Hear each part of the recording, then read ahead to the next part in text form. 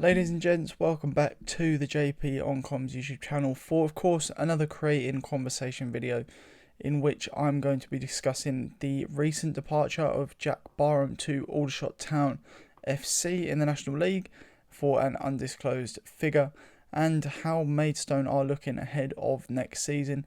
Probably the longest pre-season any team in football history is going to have. We're looking at probably 4 or 5 months away from the start of next season, and I think it's fair to say this current campaign is over, so I'm going to be discussing what we need to be doing in that period of time as a club and a fan base, and as well we're going to be looking at next season's expectations and potential aspirations ahead of what looks like it's going to be another campaign back in the National League South. So if you're not familiar with this style of video, creating conversation is where I sit back and typically have a brew. It's getting a little bit late in the evening. I'm up early, so I don't fancy the caffeine kick quite this late, but I do feel that, nonetheless, no brew in hand, I can pull this one off. We'll have to see what happens in this one, so stay tuned. But yes, in creating conversation fashion, if I can converse at all, I will be talking, as I say, about the topics I've just mentioned in this video, and the key thing for myself is getting you people, the lovely viewers of this channel, to respond to what I have to say. Of course, I want to create some sort of debate, some back and forth, hopefully some agreement as well, and we'll see how it all comes out in the end. So everything I mentioned in this video, I'd love for you guys to leave a comment down in the YouTube comment section below. If not, Twitter at JP on comms, exactly the same as the channel name. Do just have a look through my tweets, give me some responses over there, where I've spoken about some of the recent ongoings at the club regarding Barham, and some alternative looks on that deal there. But let's get into it. Of course, Jack Barham has, of course, left for Aldershot Town. Jack Barham is undoubtedly one of our best players, if not our best player. Probably the best striker we've had since Joe Pigott. I think he's the only striker that Maidstone have had, in my time watching at least, that can rival the quality of Joe Pigott. I've been watching since 2014, maybe 2013, 14, something like that. So a little while now, kind of 9-ish years.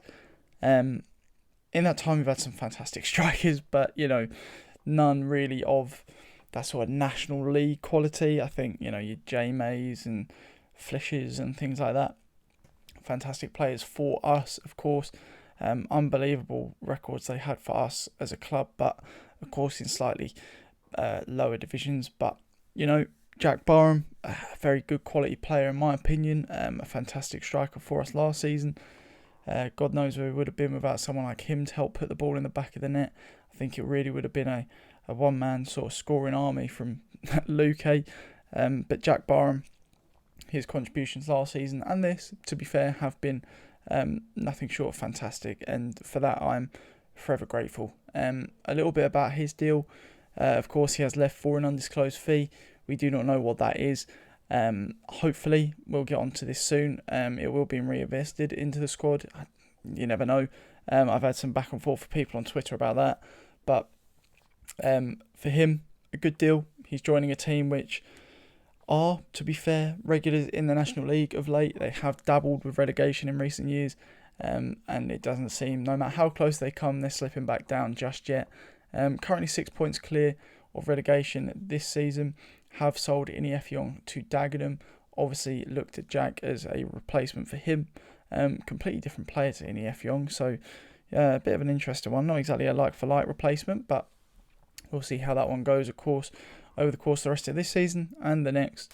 And I think looking at that deal, it's good for Jack. He's getting probably National League football next season, and for a couple of seasons after that, if he does stay there. He has signed a 2-year deal, so that's securing his future financially, which is of course important to him considering his family situation.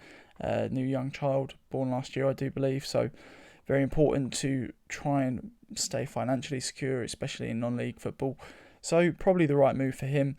I think he could have done a bit better. I was a little bit disappointed to find out he was leaving to Aldershot of all teams. No offence to all the Shot fans, but I think they'll admit that they're not the brightest prospect in the league, to be fair. But yeah, they've got a good player in Jack. I think he'll be decent for them. At his previous clubs in the National League, besides Maidstone, I think Maidstone's actually the one he scored the most for. 9 goals in the league, I do believe, in 35 games. And, of course, a number of goals in other cup competitions. But, yeah, like I say, good move for him. From a Maidstone perspective, now let's chat about that. This is the first thing I want you all to get involved in and comment on. Obviously, we've received a fee. First time we've received a fee for a player in God knows how long, as far as I'm aware. And the most important thing for me is how it's reinvested into this team. If it's reinvested into this team. Obviously, when we saw Joe Pigott leave many moons ago, now, unfortunately, it was, I believe, I still can't ever tell if this is a joke or not, but was reinvested in new gates for the Gallagher Stadium. So, that kind of went out the window a little bit in terms of reinvestment into the playing squad. For me, if that money is not reinvested into the playing squad, this deal was completely pointless. I've kind of had enough of infrastructure reinvestment. I think it's so important to have a good infrastructure at the club, and I believe we've got it. If you've been to other National League grounds, not many of them, to be fair, are better than ours. Some of the ones I've been to this season are really poor. Besides, the ex-league clubs and the teams right at the top, ours is one of the better stadiums in the league. It's got some of the better facilities. It's got the Spitfire. It's got good food and drink. It's got good capacity. Obviously, some away teams would argue that. The kind of 500 or 600 capacity we do have for away fans, but it's not often that gets sold out. So, I think that's suitable enough. For me, I think we need playing squad reinvestment. A big thing last summer was recruitment. That was an issue for us, let's be honest. Out of, I think, the 5 or 6 players we did end up signing, 2, I think, have now left us. I think 3 have not featured in the squad for God knows how long. And one of them is getting regular game time, and that's Sol Angel Smith. And, what a player he's looking like he could be for us. I've been kind of championing him all season. Obviously, with his injury, it's been tough for him. It's been tough for me trying to back someone who's injured all the time and not get called an idiot. But, I think he's doing good things for us. I think he will continue to do good things. He signed a 2-year deal last summer with us, so he's contracted for next season. Whether he stays or not, that is, of course, to be decided. But I really hope he does. It'd be very important for us in the South next year. And in this video, I am going to refer to next season as us in the National South, because we're not staying up. We're not staying up anymore. There's that 2% of me that the back of my mind is going, you never know. Football's a funny old game. But yeah, 11 points adrift, no Jack Barham. Probably done now, to be fair. And, we'll get onto it as well, this kind of pre-season thing that I mentioned earlier on. But yeah, as for Jack and that deal, good for him. Money needs to be reinvested into the playing squad. Like I just mentioned, the transfer dealings of last summer were very poor, very, very poor indeed. We've seen Hadi Gandor and Joshua Royle already leave. We've seen Jack Corley and Henry Woods not featuring the side for many, many games now.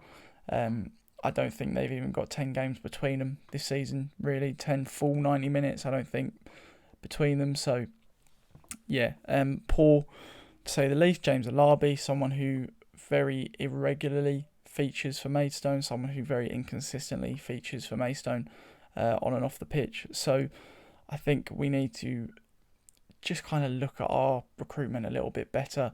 We need to be vetting players that are coming in a little bit more, making sure they suit the system we're trying to play, suit the league we're trying to play.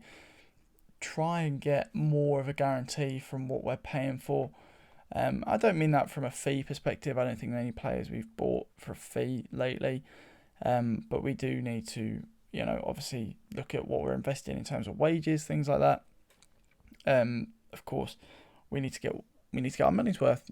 Football's a business at the end of the day. We're fans. We pay our good money to go and watch this team, and that money needs to be spent wisely. I think we can all agree on that. The owners will agree on that as well.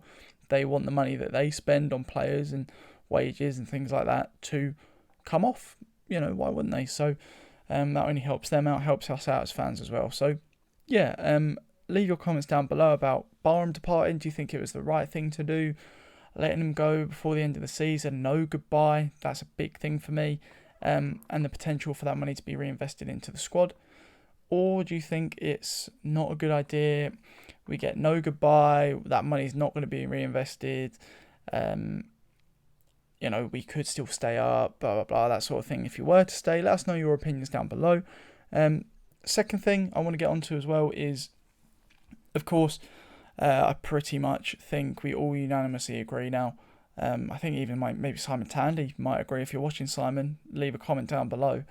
Do you think we're staying up? I think we're going down, personally. I think everybody kind of unanimously agrees on that now.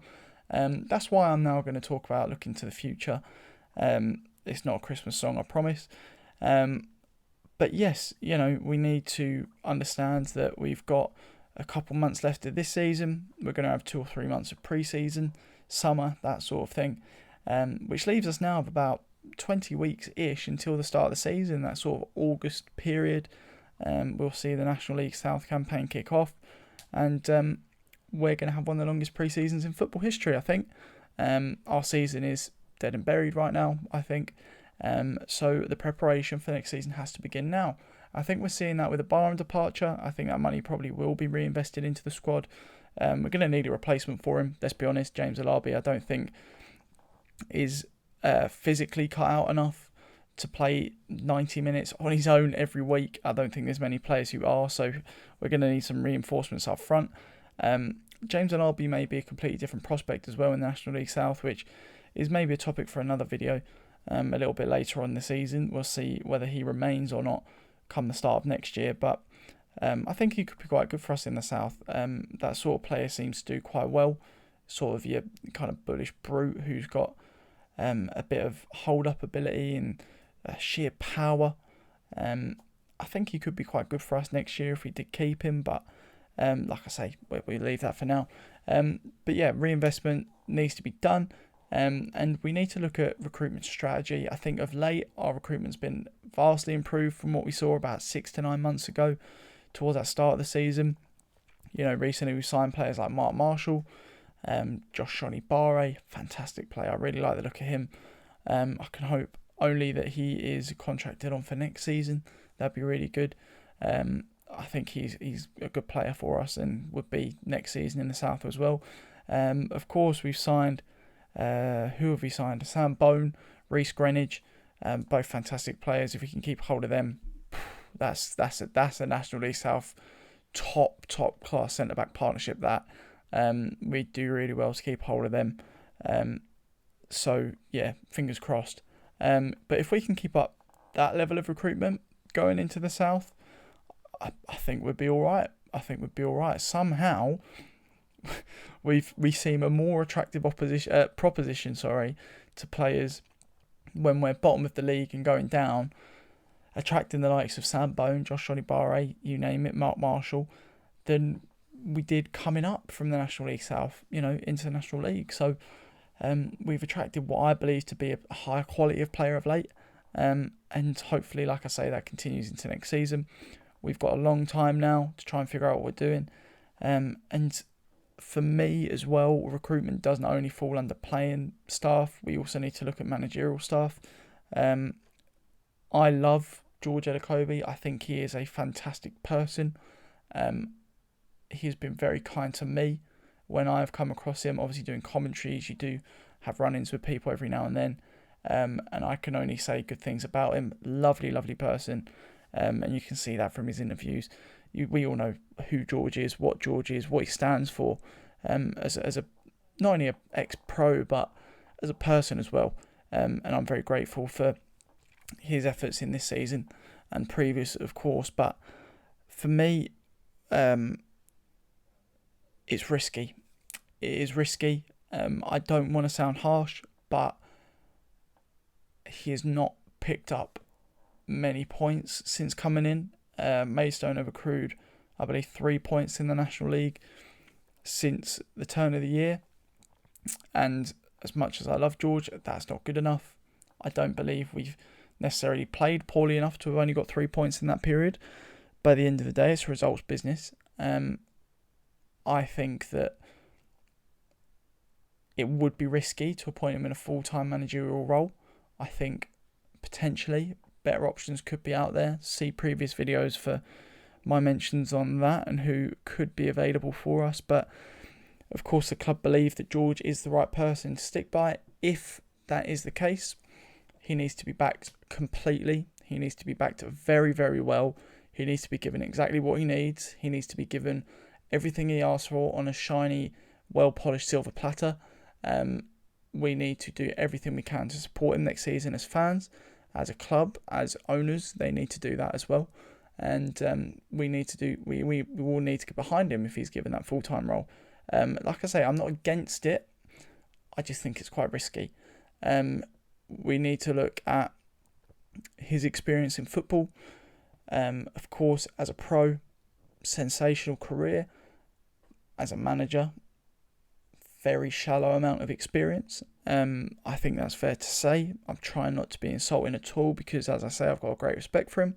But we need to, as a football club, understand that next season we're going to need to look to come straight back up.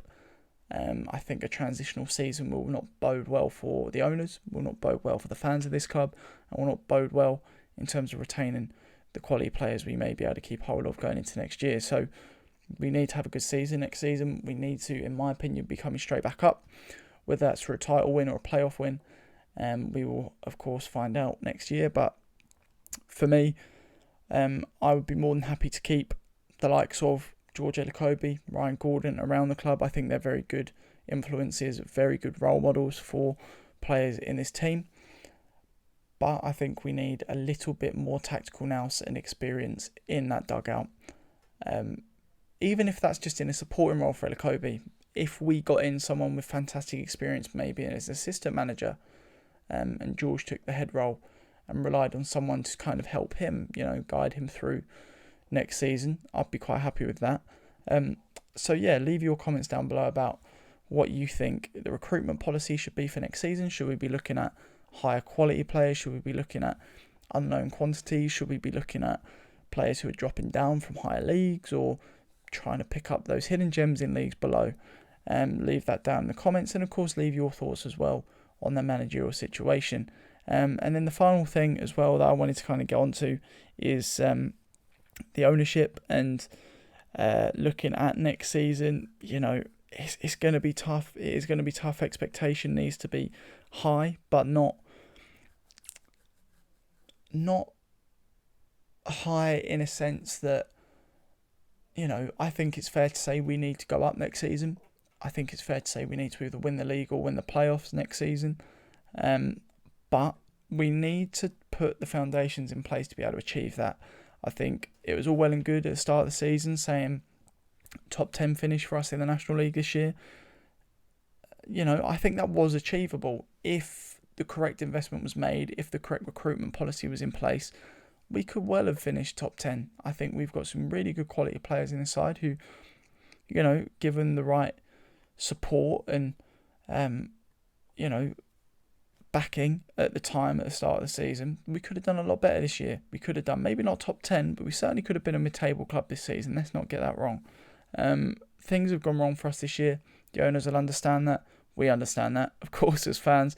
But, I think next year we need to get things spot on to be able to come straight back up. And that's what I mean. We need to set the bar high, but we need to do the right things to make sure that that's an achievable high. We need to make sure that we're not going into next season with this kind of unjust confidence, because we're probably going to see Dartford and Ebbsfleet go up. Of course, the two biggest competitors from our time in the South last season, besides Dorking, and the biggest competition in the South this season. So going back down, we're probably going to see other competition in the league. Will probably be Hemel Hempstead. We'll probably see Dulwich and Hack have a decent season next year. and we'll probably see the likes of Torquay as well doing all right for themselves. So maybe Welling as well. You never know, they've got money behind them now. So we do need to be careful going into next year. We need to plan properly. We need to look ahead for that season. And like I say, we've got many, many months to do that now. So there is no excuses, in my opinion, to be honest with you. But yes, of course, leave your opinions on that down below as well. Hopefully we can have a good little conversation about this in the comments or on Twitter, as I say, or on the Facebook forum as well. I'll be posting this video on there once it comes out as well. So yeah, like I say, creating conversation, that's kind of what I want to do here. Establish the Maidstone United therapy community, which we've got here on this channel, that we can all just kind of talk Maidstone and just voice our opinions, I think, in a respectable manner. We need to just remain a bit calmer than what we have been. It's very, very tough for everyone right now as Maidstone fans. A lot of frustration in the fan base, and we've got to be really careful not to take that out on each other. Everyone's entitled to different opinions, and it's up to us to agree or disagree with them. But let's do that in a respectful manner. You know, we're not the enemies here. If someone disagrees with you about how the club's being run, they're entitled to that. Maybe take a leaf out of their book. Look at it from a different perspective. You know, this season's really challenged me in terms of how I've viewed the club. I've had to reevaluate quite a few times, you know, how I feel about different things in and around the club. And I think that everybody else can benefit from doing that as well. Even if you, like I say, you know, the Jack Barham deal, on the face of it, everything's a negative. You know, we're not saying goodbye to one of our better players. We're losing one of our better players, of course, when mathematically it's still possible for us to stay up.